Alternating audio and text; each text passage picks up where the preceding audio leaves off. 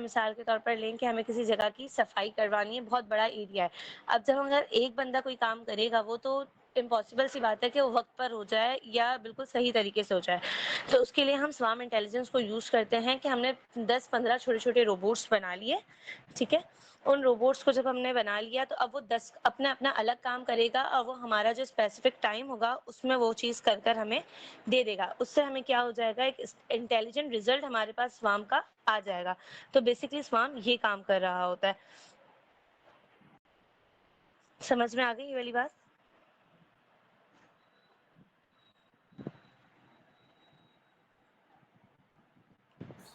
I think students को आ गई है, आप कंटिन्यू रखिए। अच्छा, ठीक है। अब ये नेचर एग्जांपल्स के थ्रू मैं आपको बताऊँ, एक आंट्स की, बर्ड्स की और फिश की, ठीक है? अब बर्ड्स के अंदर क्या होता है कि सारी बर्ड्स एक साथ उड़ रही होती है, लेकिन कोई भी उनमें लीडर नहीं होता। सब एक-दूसरे को देखकर क्या कर रहे होते हैं, उड़ रहे होते हैं, अपना काम कर रहे होते हैं।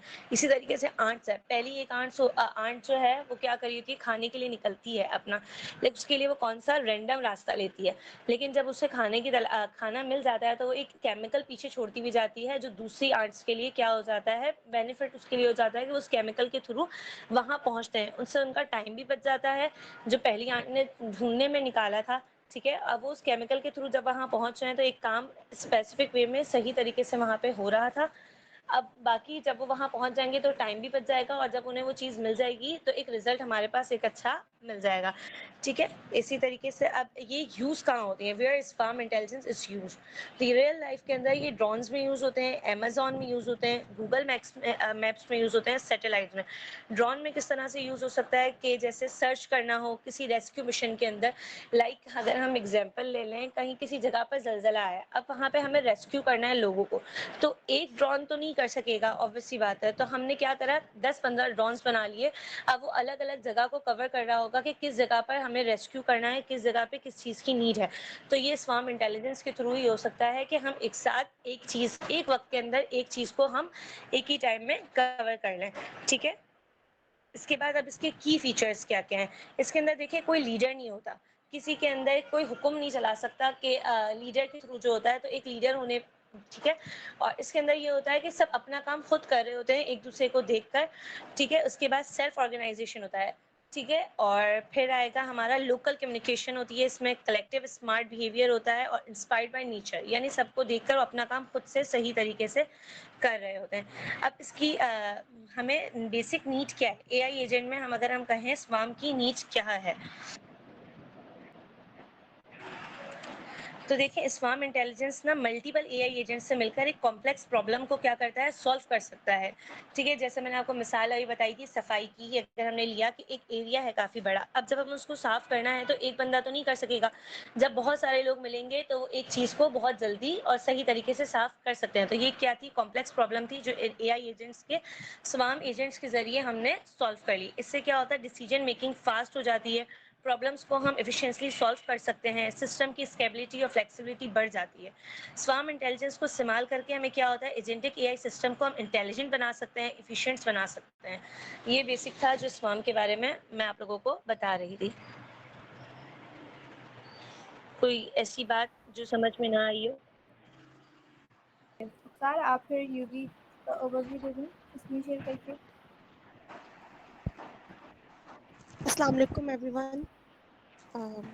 बेसिकली तो हम लोग यूवी को बहुत अच्छे से मैंने डिटेल में एक्सप्लेन किया था लास्ट क्लास में।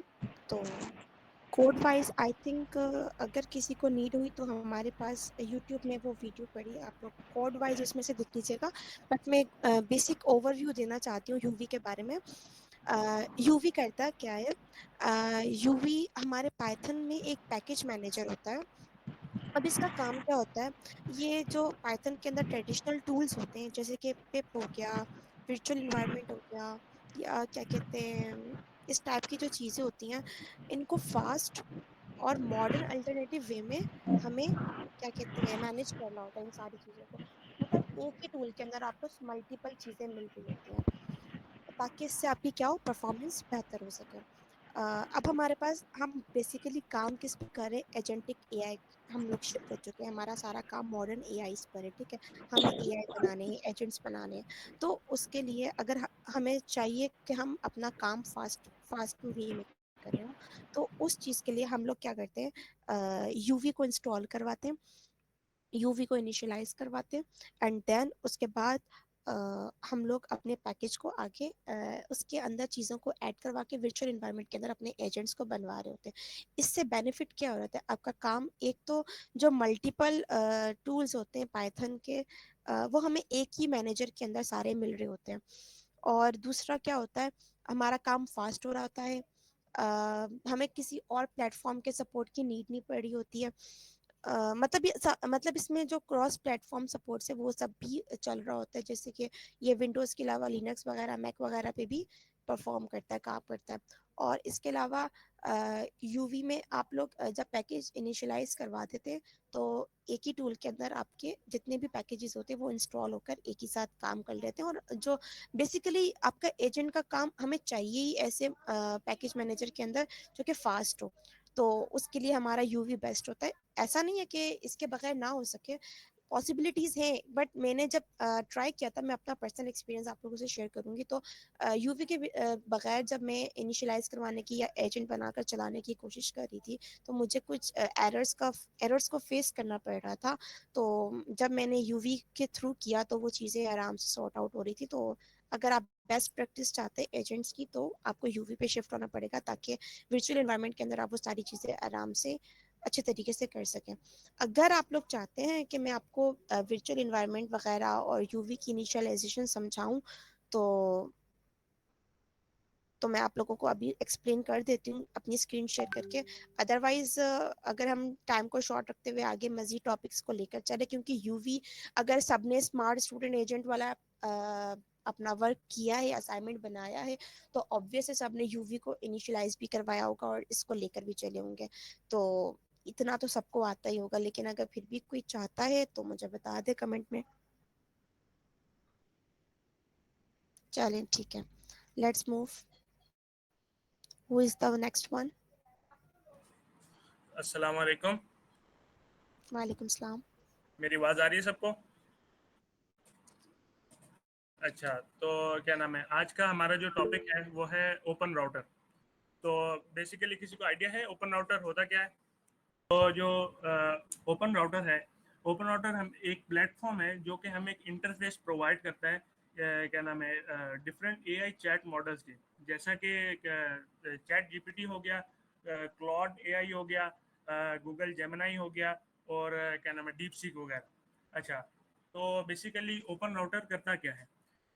ये एक मिडल मैन के का काम करता है, जैसे कि यूज़र है और ये ओपन राउटर मिडल मैन, और ये आपको जो है 50+ LLMs के तक ले जाता है। अच्छा, ये जो है ना, क्या नाम है, ओपन राउटर आपको एक यूनिक एपीआई प्रोवाइड करता है, ताकि आपको 50 डिफरेंट जो है ना सिस्टम्स वो मिल सके। अच्छा, अगर जब आप इसको इस्तेमाल करेंगे तो, और अगर आपको कोई जैसे वो चेंज करना है, ठीक है, तो आपको सिर्फ और सिर्फ इसका बेस यूआरएल और मॉडल नेम चेंज करेंगे तो ये मॉडल चेंज हो जाएगा। अच्छा, इस थर्ड स्टेप इसमें है कि ये आपका जो क्या नाम है काम वगैरह होता है उसको कंपेयर करता है साइड बाय साइड, ताकि ये आपको बेस्ट जो है ना वो एआई मॉडल आपको दे सके। जैसे कि मतलब अगर अगर आपका काम जैसे गूगल जेमिनी से अच्छा नहीं हो सकता तो डीप सीक की तरफ जाएगा, डीप सीक नहीं तो चैट जीपीटी की तरफ जाएगा। ये उसमें भी चेक करता है कि उसमें परफॉर्मेंस किसकी सबसे अच्छी हो सकती है, कॉस्ट किसकी सबसे अच्छी हो सकती है, अवेलेबिलिटी और मॉडल की कैपेबिलिटी तक भी ये देखता है कि किस में अच्छी हो सकती है। अच्छा, जो ये एलएलएम होता है, ये कुछ तो फ्री होते हैं, कुछ जो है वो टोकन कॉस्ट करते हैं। तो क्या नाम है, किसी को आइडिया है? तो ये जो क्वेश्चन आंसर हम एंड में कर लेंगे। तो ये जो क्या नाम है, टोकन टोकन क्या होता है? टोकन जो है, अगर किसी को बेसिक आइडिया हो तो टोकन जो है वो एक पीस ऑफ वर्ड होता है, या फिर अ पार्ट होता है मॉडल का, जो कि रीड और प्रोसेस करता है। एग्जांपल के तौर पे अगर कोई वर्ड लिखा हुआ है, टेक्स्ट लिखा हुआ है हेलो, तो ये कितने टोकन के बराबर होगा? ये 1 टोकन के बराबर होता है। अब एक और अगर सेंटेंस लिखा हुआ है चैट जीपीटी इज ऑसम, तो ये 4 टोकन के बराबर होगा। चैट अलग, जीपीटी अलग, इज अलग और ऑसम अलग।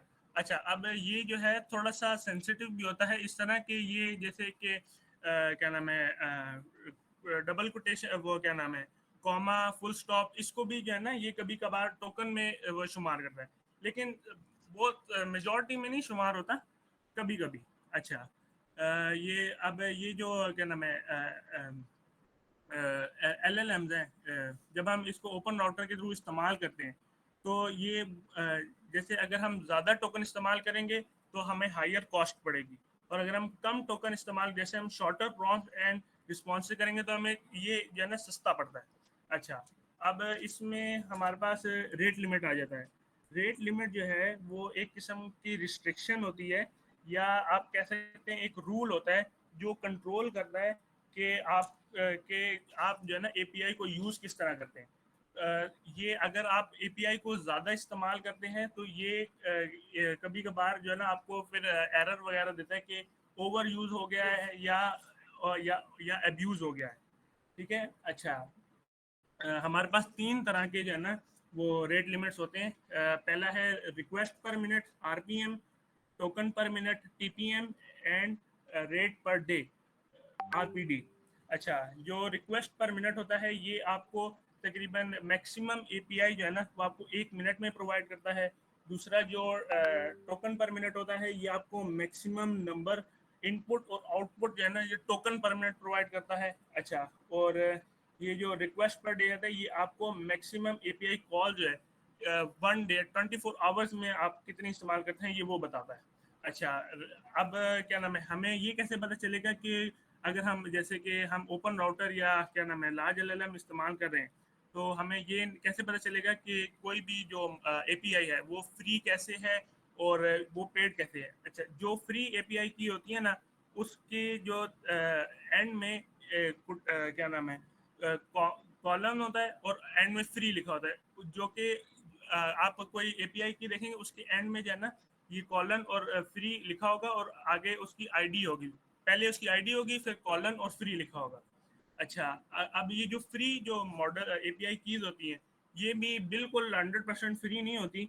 इसके अंदर भी जो है ना इन्होंने लिमिट्स वगैरह दी होती हैं, जैसे कि अगर जो कोई हम उठा लें क्या नाम है डीप सी की उठा लेते हैं तो वो हमें जो है ना रिक्वेस्ट पर मिनट जो है ना 20 रिक्वेस्ट देती हैं 1 मिनट के अंदर।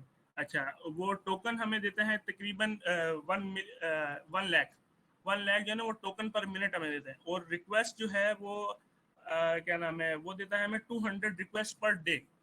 अच्छा, अब अब हमें कौन सा इस्तेमाल करना चाहिए, कौन सा सबसे अच्छा है, तो अब तक का जो है वो गूगल जेमिनी जो है ना वो सबसे अच्छा है। क्यों? क्योंकि उसके अंदर जो रिक्वेस्ट पर डे है वो हमें 1500 जो है ना रिक्वेस्ट पर डे मिल जाता है। अच्छा, तो अब हम इसकी समरी की तरफ आते हैं। बेसिकली अब जो है ओपन राउटर था क्या। बेसिकली ओपन राउटर जो है एक जस्ट बेसिकली एक टूल था, इन इजी वर्ड्स में एक टूल था जो कि आपको 50+ एआई मॉडल से कनेक्ट करवाता है। ठीक है। और अगर हम टोकन की बात करें तो टोकन जो है वो एक स्मॉल पीस ऑफ चंक है। ठीक है, लाइक अ वर्ड, और मॉडल है जो कि काउंट करता है और मेजर करता है यूजेज एंड प्राइसिंग वगैरह। So that's it, thank you. Okay, great.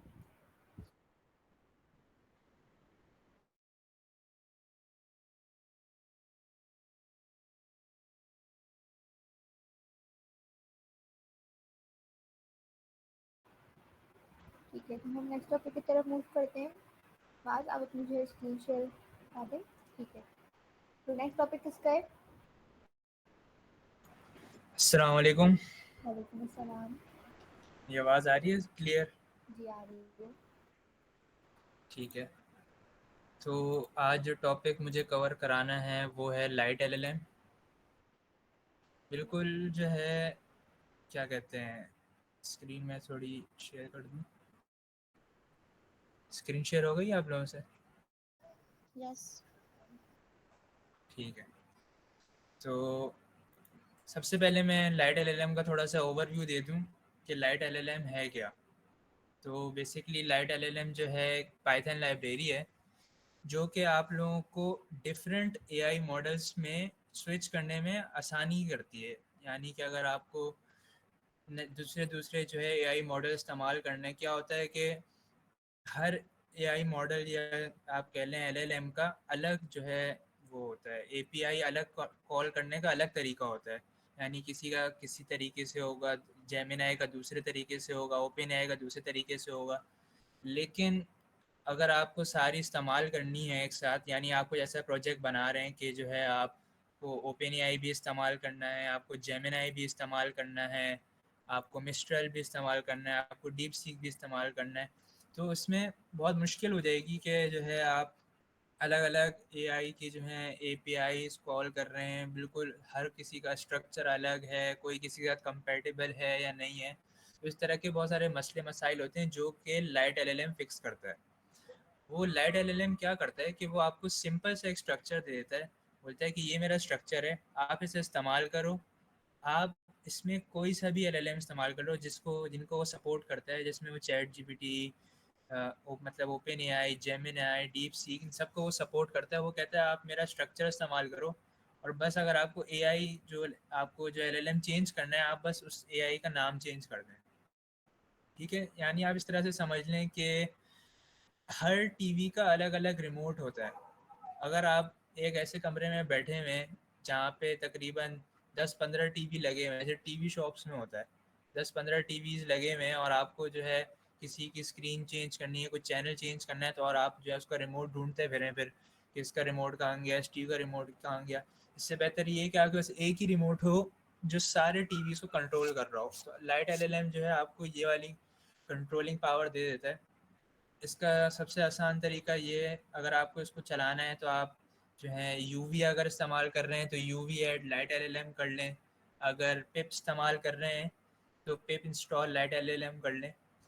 अब जो है मैं आपको जो है थोड़ा सा जो कोड लिखा हुआ है इसको थोड़ा समझा देता हूँ कि क्या लिखा हुआ है।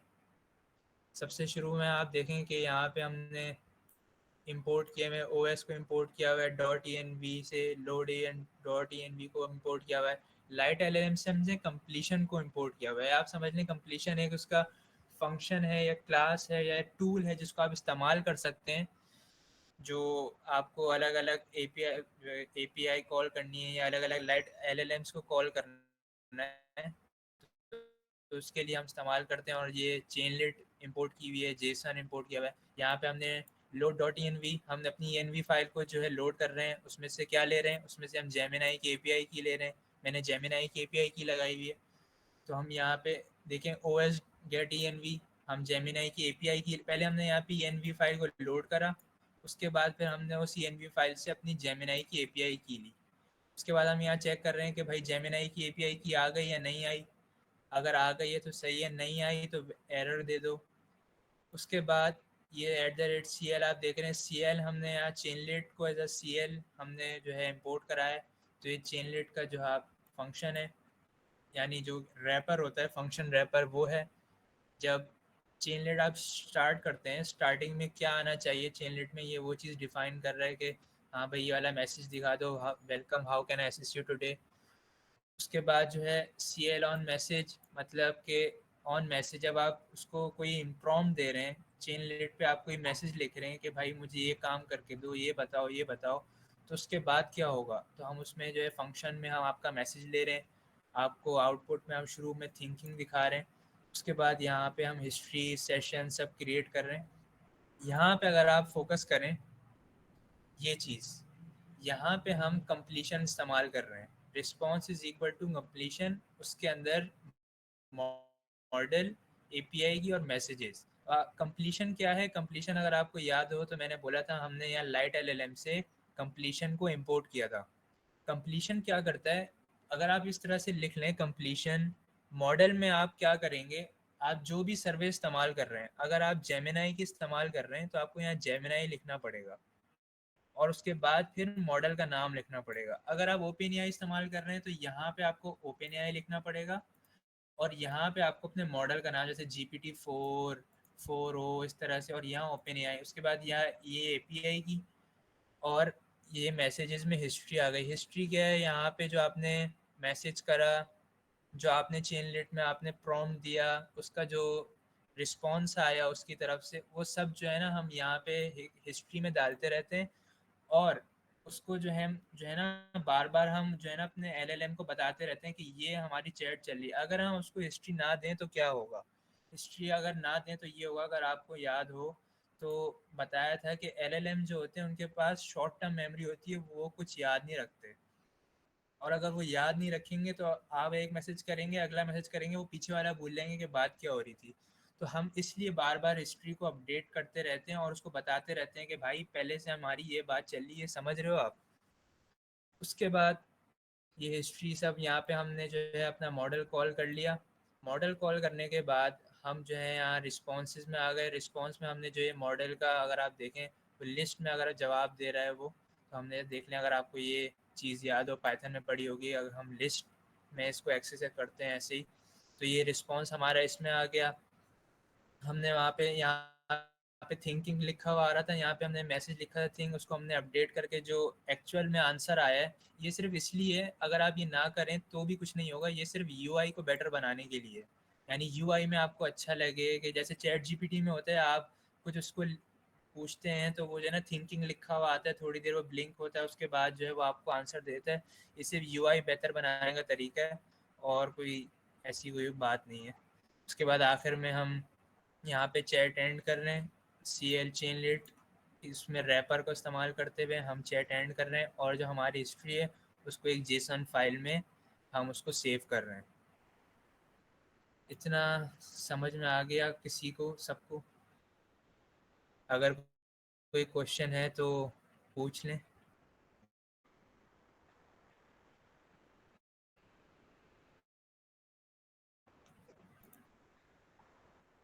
है किसी का कोई क्वेश्चन?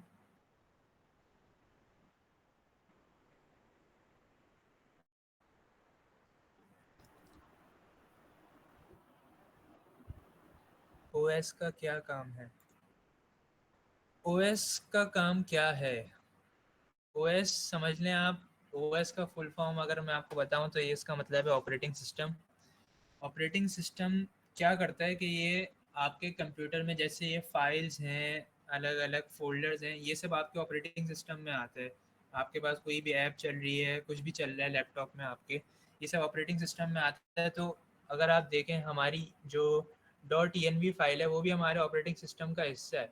तो हम यहाँ पे उस फाइल को लोड कर रहे हैं, उसको पता चले, हम अपने प्रोग्राम को बता रहे हैं कि इस पूरे फोल्डर के अंदर कहीं पे जो है एक .env फाइल भी है, आप उसको इस वाले पर्टिकुलर फाइल के अंदर लोड कर लो। और जब वो लोड कर लेता है, मतलब अगर लोड नहीं होता तो हम उसको गेट नहीं कर सकते, हम उसको एक दफ़ा लोड कर लेते हैं।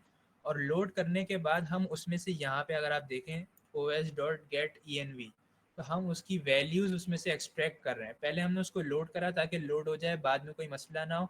उसके बाद जो है हम उसमें से वैल्यूज़ एक्सट्रैक्ट कर रहे हैं। ठीक है, और किसी का कोई सवाल?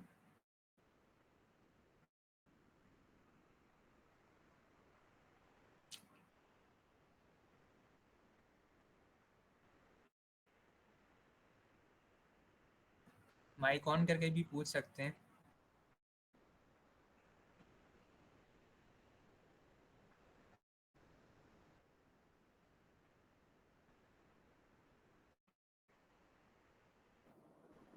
आप आगे कंटिन्यू करें। आई थिंक किसी भी कोई सवाल अस्सलाम वालेकुम। हेलो, जी, अस्सलाम वालेकुम हेलो, एवरीवन। भाई मुझे ना सलाम। ये चीज़ बता दो कि ये जो आप फ्रॉम लाइट एलएम से इंपोर्ट कर रहे हो कंप्लीशन, इसको एक दफ़ा रिपीट कर दो। Thank you. लाइट एलएम से क्या कर रहे हैं, मुझे समझ में नहीं आया आपने क्या बोला। कंप्लीशन जो लिखा हुआ है यहाँ पर, from light LM import completion, तो एक दफ़ा इसको दोबारा जी, समझाना। Thank you. ये वाली चीज़ लाइट एलएलएम कंप्लीशन, ये आप लाइट एलएलएम कंप्लीशन क्या है, ये आप समझ लें कि ये इसका एक बेसिक स्ट्रक्चर है।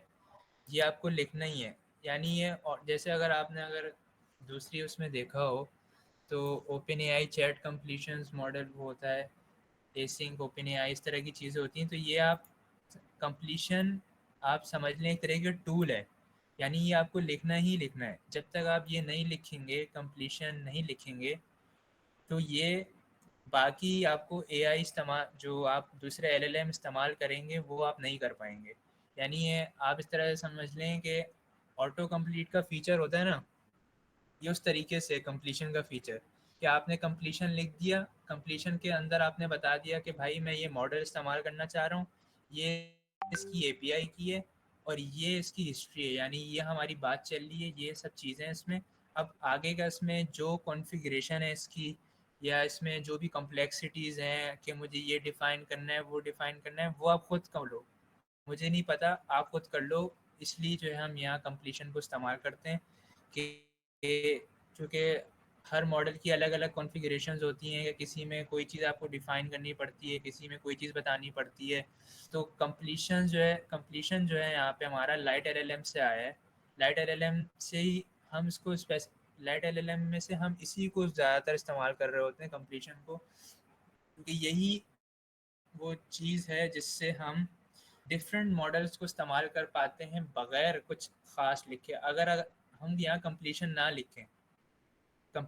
लिखें मतलब फिर हम लाइट एलएलएम इस्तेमाल ना करें और ऐसे ही हम जेमिनी को इस्तेमाल करें, तो क्या होगा, हमें जो है ना बहुत सारी लाइंस लिखनी पड़ेंगी जेमिनी के लिए। उसकी पूरी हमें डॉक्यूमेंटेशन में देखना पड़ेगा कि क्या क्या उसको चाहिए, क्या क्या रिक्वायरमेंट है, वो हम चीज़ें डिफ़ाइन करेंगे।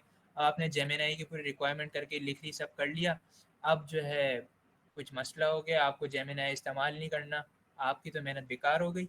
आपको अब ओपन एआई इस्तेमाल करना पड़ रहा है। आपने तो इतनी मेहनत करी जेमिनी के लिए, अपनी पूरी कॉन्फ़िगरेशन और सब कुछ करा, आपकी मेहनत बेकार। और आपको अब ओपन एआई वाली एपीआई की इस्तेमाल करनी है, तो आपको मॉडल भी ओपन एआई का चाहिए। उसके लिए फिर आप जो है दोबारा से जाओगे ओपन एआई से, उसके मॉडल्स की कॉन्फ़िगरेशन और सब चीज़ें करोगे, फिर आके लिखोगे। हो सकता है फिर कोई मसला हो, आपको डीप सीक इस्तेमाल करना पड़ जाए, तो इस तरह से ना आपका काम बहुत लंबा हो जाएगा और मेहनत जो है ना ज़ाया हो जाएगी। इसलिए जो है हम फिर जो है, अगर हमें जब टेस्ट करना होता है ना शुरू में, कि हम देखना चाह रहे हैं कि हम जो ये काम करा रहे हैं, समझ लें आप एक ऐसा एजेंट बना रहे हैं जो कि ईमेल सेंड करता है लोगों को। अब क्या है, आप चाह रहे हैं कि भाई मैं देखना चाहता हूँ कि कौन सा मॉडल सबसे अच्छी ईमेल लिखता है। अगर आप लाइट एलएलएम को इस्तेमाल नहीं करेंगे, तो आप जो है जितने भी आपको जो है एलएलएम्स पता हैं, जितने भी मॉडल्स पता हैं, हर मॉडल को आप अलग अलग से जो है इंपोर्ट करेंगे, उसके लिए बताएंगे कि इसकी ये कॉन्फ़िगरेशन, अच्छा ये इस पे कंपैटिबल है, ये वर्जन्स, ये सब चीज़ें चेक करके आप करेंगे, तो वो जो है ना आपका तकरीबन हो जाएगा कोई 300-400 लाइन का कोड हो जाएगा और बहुत ख्वारी होगी आपकी, बहुत लंबी होगी। उससे बेहतर ये है कि हम लाइट एलएलएम को इस्तेमाल करते हैं, उसके ये कंप्लीशन वाली चीज़ इस्तेमाल करते हैं। कंप्लीशन क्या करता है, सिंपल आपने कंप्लीशन लिखा, उसमें जेम अपना मॉडल बताया, क्या कौन सा एलएलएम इस्तेमाल, एलएलएम पहले बताया, मॉडल बताया, एपीआई की बताई और मैसेज बताया कि क्या मैसेज है, क्या पूछना चाह रहे हो आप। मैसेज का मतलब ये होता है कि यहाँ अगर आप हिस्ट्री को हटा के आपको इससे सवाल पूछ लें, तो आपको डायरेक्टली उस सवाल का जवाब दे देगा। मैसेज का मतलब ये होता है, हम हिस्ट्री इस वजह देते हैं ताकि उसको पता चले कि हम पीछे से बात क्या कर रहे हैं। कंप्लीशन बस यही होता है कि आपको कॉन्फ़िगरेशन और सब चीज़ें नहीं लिखनी पड़ती, वो सब चीज़ें खुद हैंडल करता है, बस आप बताएं कौन सा मॉडल, एपीआई की, और बस आपका काम हो जाएगा। क्लियर हो गया आपका क्वेश्चन?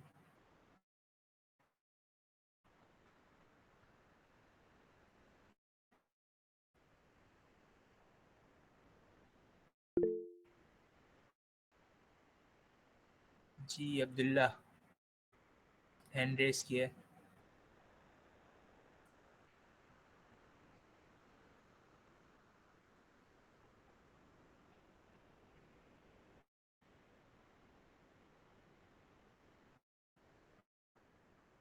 मेरे ख्याल से इतना काफ़ी है, मैंने बहुत ज़्यादा टाइम ले लिया है उसको समझाने में, सॉरी। ठीक है, मिस सलीमा हैं अगर। ग्रेट, आपने बहुत अच्छे से इसको एक्सप्लेन कर दिया और काफ़ी चीज़ें बहुत अच्छे से और डिटेल्स में समझा दी गई हैं। सो नेक्स्ट कौन है, वो आ जाएं प्लीज़।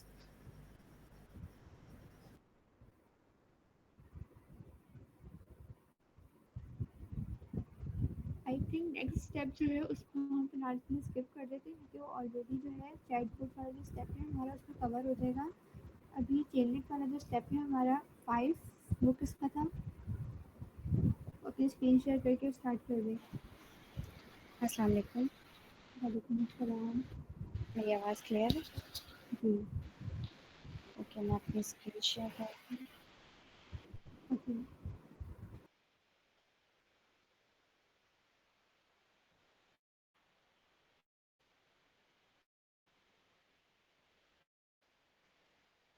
अस्सलाम वालेकुम गाइस। तो मेरा जो टॉपिक है वो चेनलेट का है। मैं आपको इस कंप्लीट रेपोजिटरी का चेनलेट की ओवरव्यू दे देती हूँ। बेसिकली चेनलेट पाइथन का ओपन सोर्स फ्रेमवर्क है जो conversational AI applications, chatbot, AI assistant, customer support boots बनाने के लिए यूज़ होता है। चेनलेट से पहले हम चैटबॉट बनाने के लिए बैकएंड के साथ फ्रंट एंड लॉजिक भी लिखते थे, देन उसे हम एपीआई के थ्रू कनेक्ट करवाते थे। लेकिन चेनलेट आने के बाद हमें फ्रंट एंड लिखने की कोई नीड नहीं है। हम सिर्फ पाइथन पे बैकएंड लॉजिक लिखते हैं और चेनलेट हमें एक इंटरैक्टिव चैट इंटरफेस प्रोवाइड करता है। ये रियल टाइम कन्वर्जेशंस को सपोर्ट करता है। मतलब जैसे ही यूज़र मैसेज सेंड करता है तो विद इन सेकेंड यूज़र को रिप्लाई मिल जाता है। ओके, चेनलेट टेक्स्ट के अलावा images, button, form, audio, video, file support etcetera इन सारी चीज़ों को भी सपोर्ट करता है। ये सब ऑटोमेटिकली पाइथन से कंट्रोल होता है। अच्छा, चेनलेट में एसिंक कोड को भी हम यूज़ करते हैं जो कि मल्टीपल यूज़र्स के डेटा को एफिशिएंटली हैंडल कर सकता है, स्मूथली हैंडल कर सकता है। चेनलेट में चेनलेट में स्टेट मैनेजमेंट जो होती है उसके थ्रू हम कॉन्टेक्स्ट याद रख सकते हैं। मतलब चेनलेट की मेमोरी शार्प होती है। अगर हम उसमें कोई भी चीज़ एक बार स्टोर करवाएं तो वो हमें बाद में भी उसका डेटा बता सकता है। मिडलवेयर एंड हुक्स की हेल्प से कस्टम फीचर्स ऐड करवा सकते हैं जैसे कि ऑथेंटिकेशंस, लॉगिन एक्सेट्रा।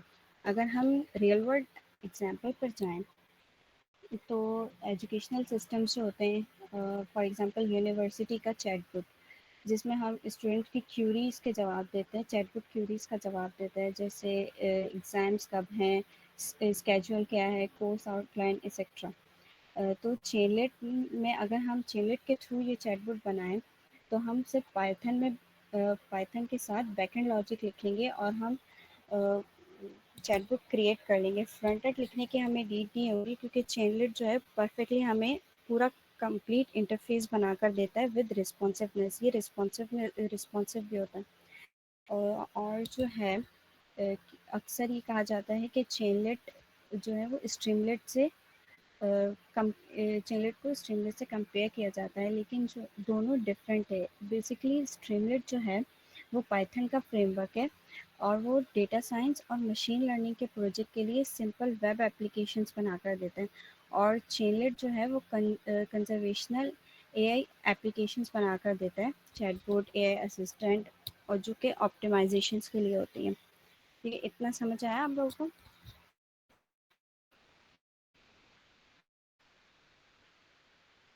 हेलो, जी जी हाँ। मैं अपनी स्क्रीन शेयर करती हूँ आपके साथ।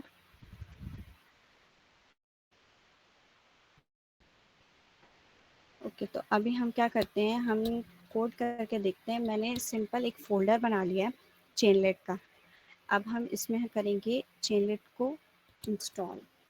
हमें सिंपल टर्मिनल पर जाना है और यहाँ पर हम लिखेंगे पिप इंस्टॉल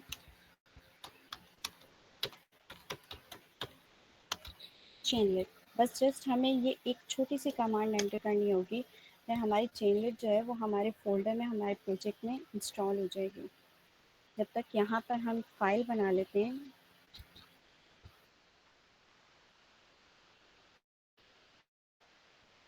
app.py, ये हमारी चेनलेट जो है वो इंस्टॉल हो गई है हमारे प्रोजेक्ट के अंदर। अब हम सिंपल जो है, मैंने यहाँ पर कंप्लीट कोड रखा हुआ था ताकि टाइम भी वेस्ट ना हो। हम यहाँ से इसको कॉपी कर लेंगे और यहाँ हम अपने इसमें पेस्ट करेंगे। अभी पेस्ट करने के बाद ये मेरा कंप्लीट कोड है। अब हमें सिंपली कुछ भी नहीं करना है, हम यहाँ पर जस्ट चेनलेट को रन करेंगे। इसकी कमांड है चेनलेट रन, और फाइल का नेम, जो भी आपकी फाइल का नेम होगा आप वो यहाँ पर लिखेंगे और उसे रन करवा लेंगे।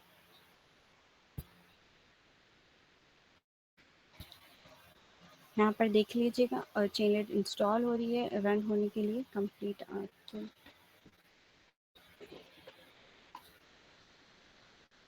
ये पूरा इंटरफेस चेनलेट हमें ऑटोमेटिकली बना कर देता है, हमें जस्ट चेनलेट को इंस्टॉल करना होता है अपने प्रोजेक्ट के अंदर। तो यहाँ पर हम सिंपल कमांड करते हैं। बेसिकली जो है मेरा कोड वो ये है कि अगर हमें किसी स्कूल में रजिस्ट्रेशन करवानी है तो हम क्या करेंगे। तो यहाँ पर मैं नेम एंटर करती हूँ अपना, देन एज। अब मैं बताऊँगी कि अगर मुझे क्लास 10th में एडमिशन लेना है तो ये हमारे रजिस्ट्रेशन बेसिकली ये जो है कंप्लीट इंटरफेस हमें पूरा बना कर देता है, हमें कुछ भी बनाने की नीड नहीं होती। हमने यहाँ पर जस्ट यहाँ पर हमने चेनलेट को इंस्टॉल करवाया और यहाँ पर हमने लॉजिक लिखा है बस, जो कि हमें कंप्लीट बनाकर ऑटोमेटिकली दे रहा है। स्ट्रीमलेट में हमें पूरा वो देना पड़ता था और साथ में हमें स्ट्रीमलेट को पूरा डिप्लॉय करना पड़ता था, लेकिन हमें इसको सिंपली भी करवा सकते हैं। तो okay,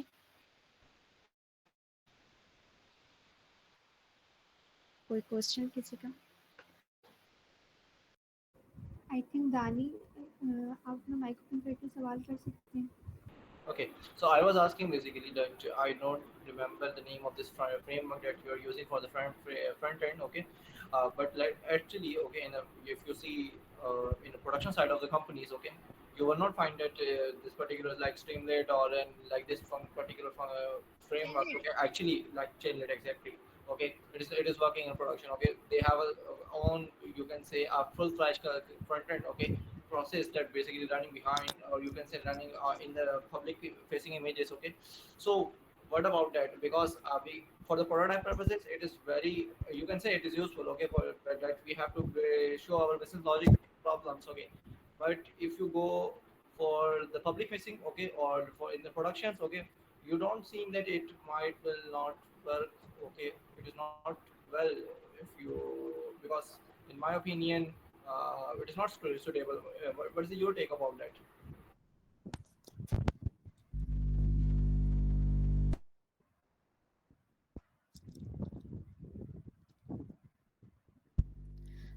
Okay, you are asking that in production level, is it suitable to use the Chanlet or not?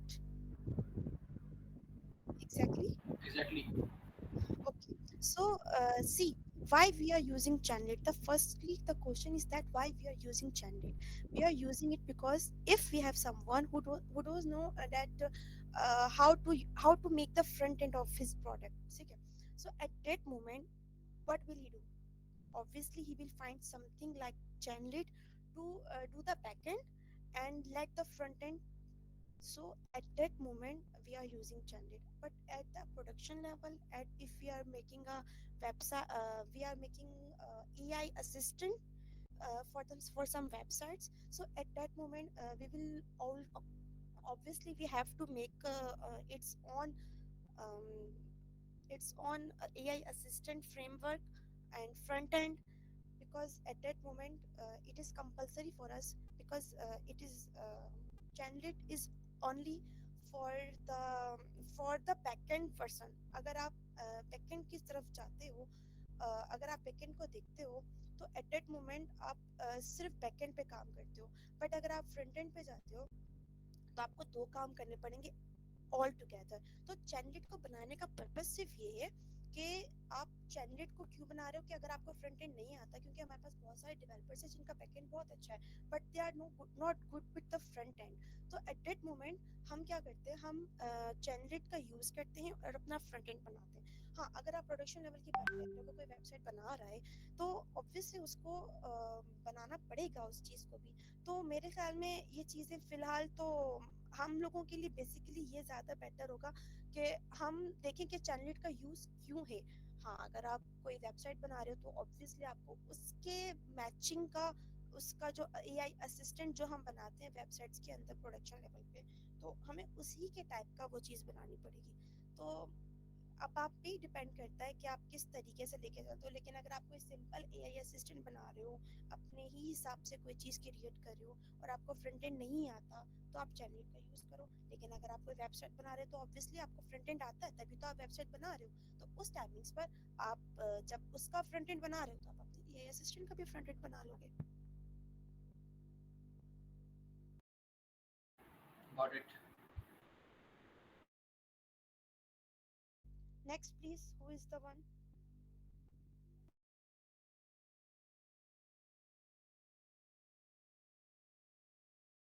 I think Alishba.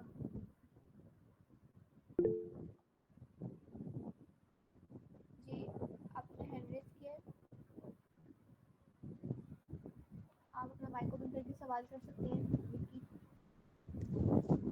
अस्सलामुअलैकुम। वालेकुम अस्सलाम। मैं ये पूछना चाह रहा था कि मेन जो पर्पस है काम करने का, अभी जो मेन चल रही है तो उनको मेन तो जो है सॉरी, आपकी चेंजिंग आवाज़ वगैरह कर ज़्यादा सकते डिस्टर्बिंग है।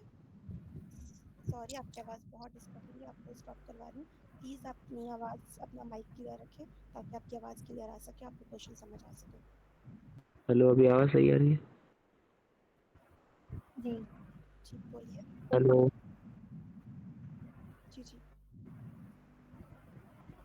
आवाज़ सही आ रही है? हेलो। जी जी आ रही है, बोले आप। अच्छा, मैं ये कह रहा था कि जो उनकी ऑफिशियल डॉक्यूमेंटेशन में कैंडिडेट की फाइल पड़ी हुई है कि आप ये यूज करें, तो क्या हम उसमें अपनी चेंजिंग वगैरह कर सकते हैं? जैसे कोई हेडर में कोई काम करना पड़े, उसके अलावा मेन्यू वगैरह लगाना हो, बटन्स लगाने हो उसमें। आपका सवाल है कि हमने चैनल की फॉर एग्जांपल एक चैटबॉट बनाया है, तो उसके अंदर हम कस्टमाइजेशन कर सकते हैं यूआई के अंदर। जी ये सवाल है आपका? ओके, तो जी हाँ। बेसिकली आप चैनल के अंदर जो है कस्टमाइजेशन कर सकते हैं। आप उसके अंदर जो है कस्टम कंपोनेंट्स, थीम्स और जो है फ्लेवर वगैरह डिफाइन कर सकते हैं।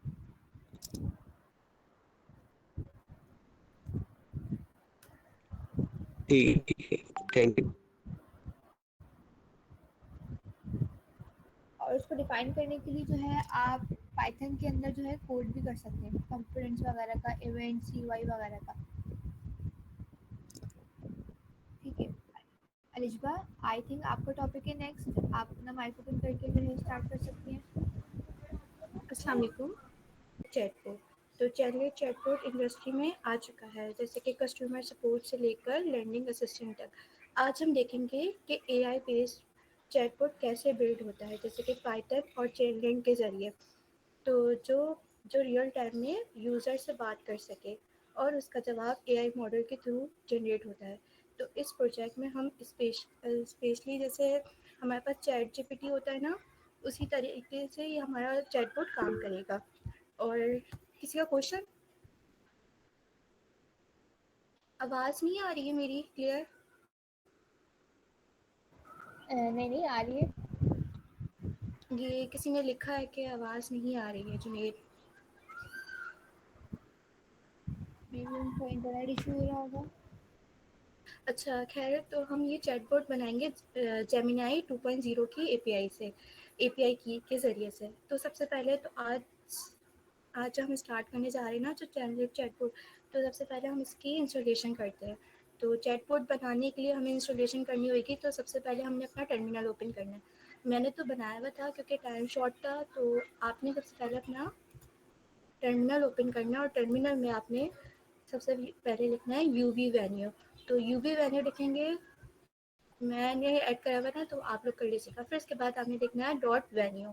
सेकंड में, थर्ड पे आपने लिखना है इसको एक्टिवेट करने के लिए वेन्यू स्क्रिप्ट एक्टिवेट। फिर आपने इंस्टॉल करना है UV add OpenAI agent. Then UV add Chainlit, ये इंस्टॉलेशन आपकी कमांड आ जाएगी। फिर इसके बाद आपका जब ये इंस्टॉल हो जाएगा ना, तो आपका सेटअप ऐसे होकर आएगा, और इधर py project.html में आपके पास ये शो भी होगा कि आपने क्या क्या डिपेंडेंसीज इंस्टॉल करी है। जैसे मेरे पास शो रहा है कि मैंने चैनलेट इंस्टॉल कर दी है, नेस्ट एसिंग इंस्टॉल करी है, और हेलो, ओपन अस्सलाम जी वालेकुम। वालेकुम सलाम। आपकी वॉइस नहीं आ रही। आपका आई थिंक नेट इशू है, जब भी नहीं आ रही है। जुनेद, आई थिंक आपका कोई नेट इशू है, क्योंकि यहाँ पर हम सबको आवाज़ क्लियर आ रही है। तो अब हमारा कोड मैंने करा बताया, तो मैं आपको कोड एक्सप्लेनेशन दे देती हूँ, सही है। तो सबसे पहले मैंने अपना इम्पोर्ट OS करवाया हुआ है, OS को इम्पोर्ट करवाया हुआ है। तो OS होता क्या है? OS एक API की है जो इन्वायरमेंट वेरिएबल को एक्सेस करने के लिए होती है। जो हमारे पास जो API की होती है ना, उसको एक्सेस करने के लिए होती है। फिर उसके बाद हमारे पास आ जाता है इम्पोर्ट नेक्स्ट एसिंग। तो इम्पोर्ट नेक्स्ट एसिंग हमारे पास होता है जुपिटर नोटबुक जैसे इन्वायरमेंट में एसिंग कोड को स्मूथली रन करने के लिए होता है। फिर इसके बाद आ जाता है हमारे पास फ्रॉम टाइपिंग इम्पोर्ट कास्ट। तो टाइपिंग इम्पोर्ट कास्ट हमारे पास होता है टाइप कास्टिंग के लिए होता है, जो रन टाइम पे बताने के लिए या किसी टाइप को ऑब्जेक्ट होता है। इसके बाद हमारे पास आ जाता है फ्रॉम .env। तो .env बेसिकली होता है env फाइल को लोड करके API की सिक्योरली एक्सेस के लिए होता है। फिर हमारे पास आ जाता है चेनलेट। तो चेनलेट हमारे चैटबॉट का एक फ्रंट एंड UI खिलाता है। जो इम्पोर्ट चेनलेट होता है ना, तो उसको हमें बोलते हैं ये हमारे चैटबॉट का फ्रंट एंड UI होता है। सो अब हम आ जाते हैं फ्रॉम एजेंट्स। तो एजेंट्स पर आता है ये कस्टमर मॉड्यूल होता है। ये जो हमारे पास ये पूरा पार्ट है ना, एक तरीके से कस्टमर मॉड्यूल फोल्डर का पार्ट है। जैसे कि हमारा फोल्डर प्रोजेक्ट का कोरे AI लॉजिक है, कोरे AI लॉजिक बनाने के लिए यूज़ होता है, सॉरी सही। और एजेंट हमारे पास क्या होता है? एजेंट हमारे पास चैटबॉट का मेन ब्रेन होता है। चैटबॉट का मेन ब्रेन होता है। और रनर हमारे पास क्या काम करता है? रनर हमारे पास काम करता है जैसे AI को रन करवाने का फंक्शन होता है। और एसिंग ओपन AI हमारे पास काम करता है जेमिनी API को कनेक्ट करने के लिए। और open AI chat complexion model हमारे पास काम करता है मॉडल को कॉन्फ़िगरेशन करने के लिए। और रन कॉन्फ़िग हमारे पास काम करता है AI मॉड्यूल की सेटिंग के लिए। इसके बाद हम आ जाते हैं नेस्ट एसिंग। तो नेस्ट एसिंग हमारे पास एक तरीके का फंक्शन बना हुआ है, सही। इस पर करने से प्रोग्राम ये इससे ना हमारा प्रोग्राम जैसे कि एरर नहीं देता, हमारा प्रोग्राम इससे एरर नहीं देता। फिर उसके बाद हमारे पास आ जाती है जेमिनी API की। तो ये हमारे पास आता है जैसे .env फाइल को लोडेड करते हैं ताकि हमारी मतलब ANV ना फाइल जो है ना इसके ज़रिए सिक्योरली रहती है। सॉरी, मैं आपको बताना भूल गई थी, इसके ज़रिए हमारी .env की फ़ाइल सिक्योरली भी रहती है। एंड देन इसके बाद हम आ जाते हैं जेमिनी API की। तो जेमिनी API की हमारे पास होती है इन्वायरमेंट को सेट करने के लिए, हमारी जिससे API सिक्योर रहती है। आप इधर हमारे पास .env में हमारी API है, और जस्ट हम इधर जो हमारी API की का नेम है ना, तो हम इधर सिर्फ ये लिखते हैं। इससे हमारी अगर ये हमारी की गलत हो ना तो एरर दे देता है, और .env में API की नहीं होगी तो एरर देगा, सही है। इसके बाद हम आ जाते हैं, ये हमारे पास डेकोरेटर है, डेकोरेटर CL.onChat_start। तो ये हमारे पास बेसिकली क्या होता है? ये फंक्शन सिर्फ तब रन होता है जब यूज़र चैट को पहली बार स्टार्ट करे। ये जब रन होता है जब यूज़र चैट का पहली बार स्टार्ट करें। इस फंक्शन का काम होता है जैसे पूरी सेटअप का करना, जैसे जेमिनी API को कनेक्ट करना, AI मॉड्यूल को सिलेक्ट करना, कॉन्फ़िगरेशन का स्टार्ट करना, देन हमारे पास चार्ट की हिस्ट्री को एम्प्टी करना। ये हमारे पास ये वाला काम करते हैं, ये बता भी रहा है। इसके बाद हम आ जाते हैं थिंकिंग मैसेज। ये मैं आपको ये भी दिखा देती हूँ। मैंने इसको असिस्ट भी कर दिया। मैंने बताया हुआ है कि यू आर हेल्पफुल असिस्टेंट। ये मेरा जो चैटबॉट है ना, basically you are helpful assistant है। एंड मैंने इनको चैटबॉट को अपनी एक मैसेज भी दे दिया कि वेलकम मैसेज दे दिया। जब ये मैं ओपन करूँगी ना तो मेरे पास वेलकम आएगा, welcome to the Alishba AI assistant. तो मैं इसको ओपन करके आपको रन करके दिखा देती हूँ।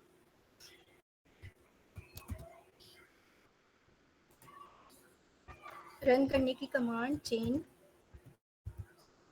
Late run main.py।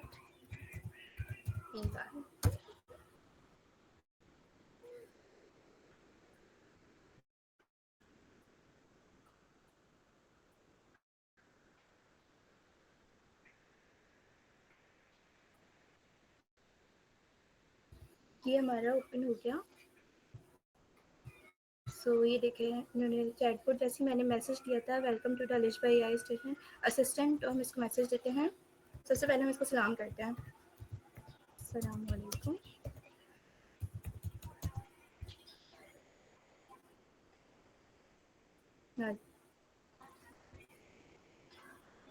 एंड आप जिस तरह हमारे पास चैट जीपीटी वर्क करते हैं ना, सेम एज इट इज़ ये भी हमारे पास वर्क करता है। तो मैं इसको अपना नाम ही बता रही थी, my name is Alishba.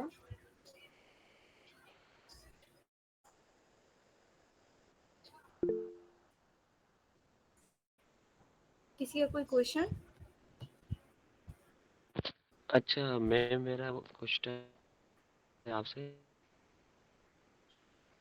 Ji hello. पूछिए। अच्छा, क्वेश्चन ये है कि हम जो रन करते हैं ना, रनर डॉट रन सिंक होता है, फिर रनर डॉट रन एसिंक होता है, और जी रनर जी, डॉट रन स्ट्रीम होता है। तो इन तीनों में क्या फ़र्क है और हमें कहाँ कहाँ पे ये यूज़ करने चाहिए? रनर जो होता है ना, बेसिकली हमारे पास एआई को रन करवाने के लिए होता है। और आपने सेकंड किसका नाम लिया था? Async open AI. नहीं नहीं, runner dot and runner dot run. आपकी आवाज़ मुझे क्लियर नहीं आ रही है, सॉरी। बोल रहा हूँ runner dot run sync and एक रन एसिंक है। अच्छा, एसिंक जो है ना हमारे पास जेमिनाई एपीआई को कनेक्ट करने के लिए यूज़ होता है, और रनर हमारे पास एआई को रन करवाने के लिए यूज़ होता है। सो ये तो आप लोग को नहीं, समझ मेरा आ गया हो। नहीं समझे। मैं बोलता हूँ, मैं ये कह रहा हूँ कि एसिंक और स्ट्रीम में क्या फ़र्क है? आपने क्या बोला है? मैंने बोला कि एसिंक सिंक एंड स्ट्रीम में क्या फ़र्क है, इन तीनों में क्या फ़र्क है, एसिंक सिंक एंड स्ट्रीम। आपने रनर का भी नाम लिया है।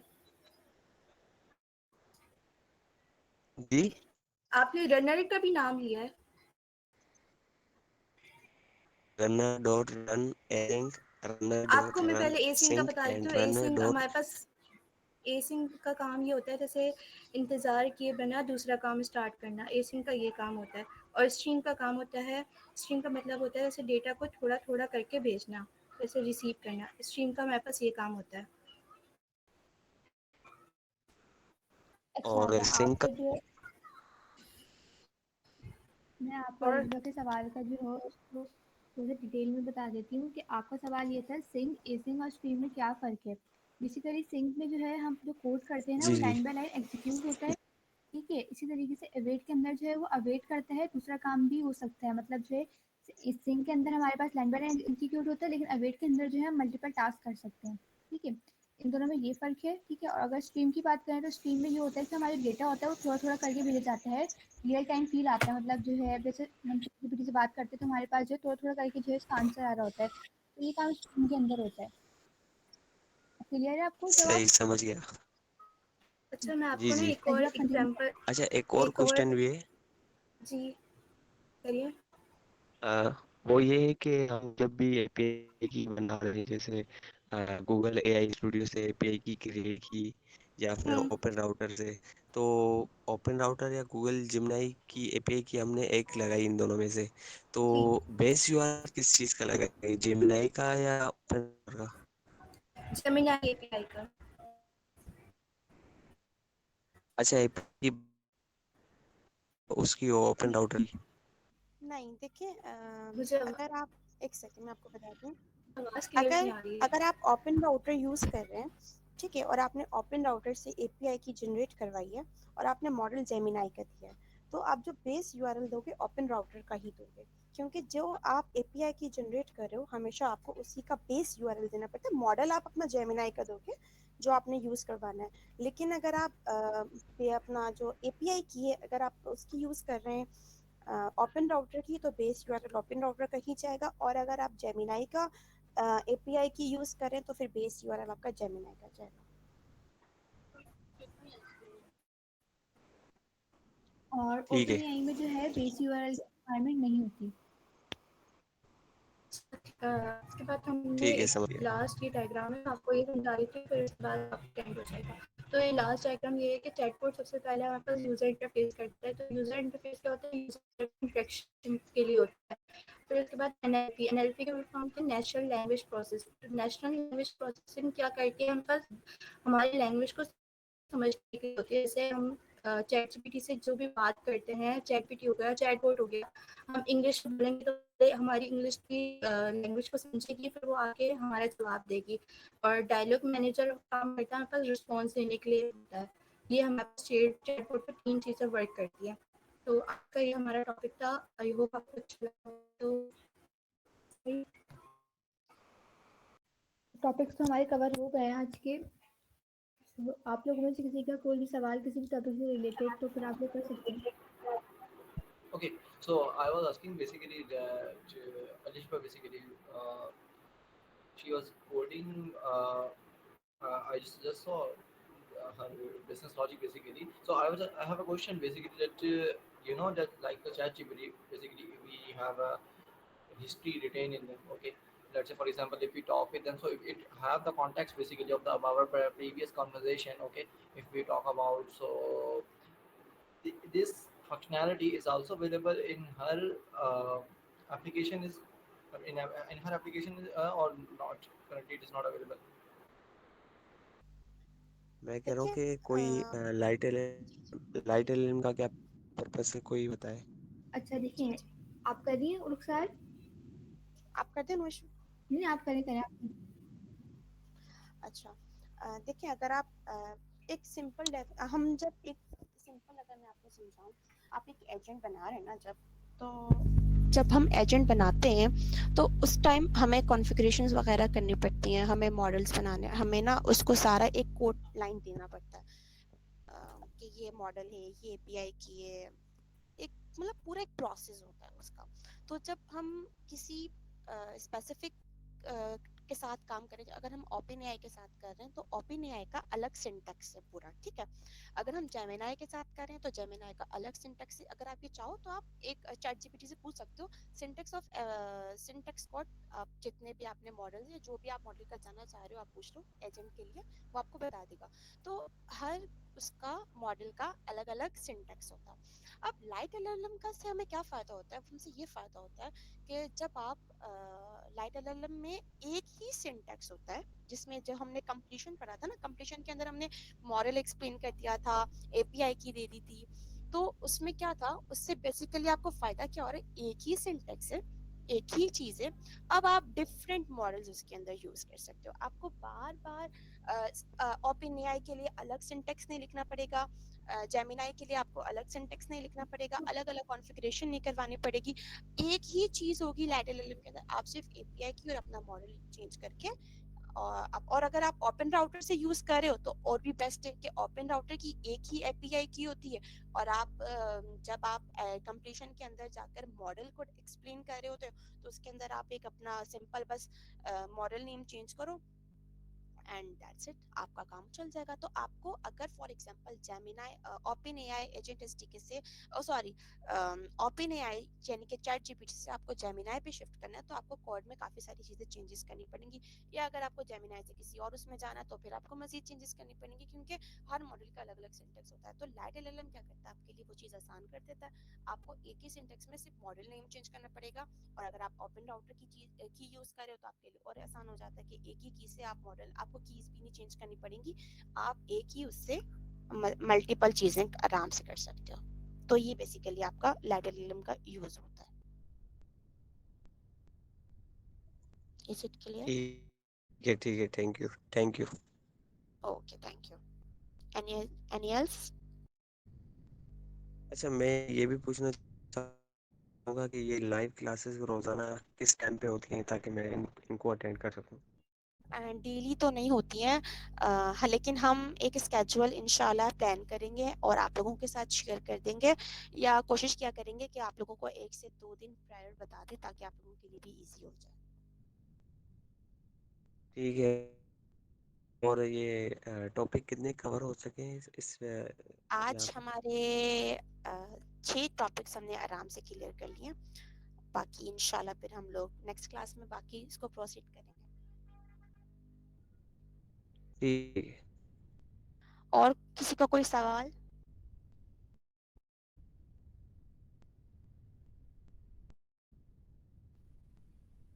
अच्छा देखिए जुनेद, ये जो है आज की क्लास थी ही रिवीजन। पिछले 2 वीक हमने सेशन लिया था, मैंने, रुखसार ने, हमें, सवाती ने, और हमने जो है इन टॉपिक्स को काफ़ी डिटेल में समझाया था। आज हमने जो है रखी है रिवीजन क्लास की, जिसमें हमने जो सारा रिवीजन करवाया। अगर आप चाहते हैं तो YouTube पे अपलोड हो चुकी है वीडियोस, रिकॉर्डेड लेक्चर्स हमारे, जो हमने इसको डिटेल देखे। आज तो हमने ऊपर ऊपर से ओवरव्यू दिया, ठीक है।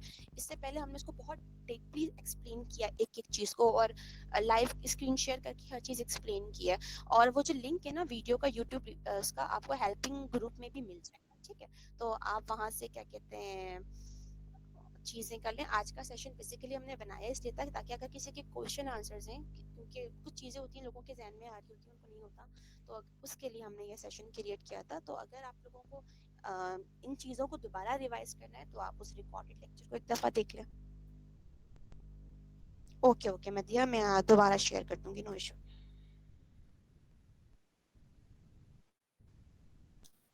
ठीक है, फिर हम वीडियो एंड करते हैं। आई थिंक किसी का कोई सवाल नहीं है।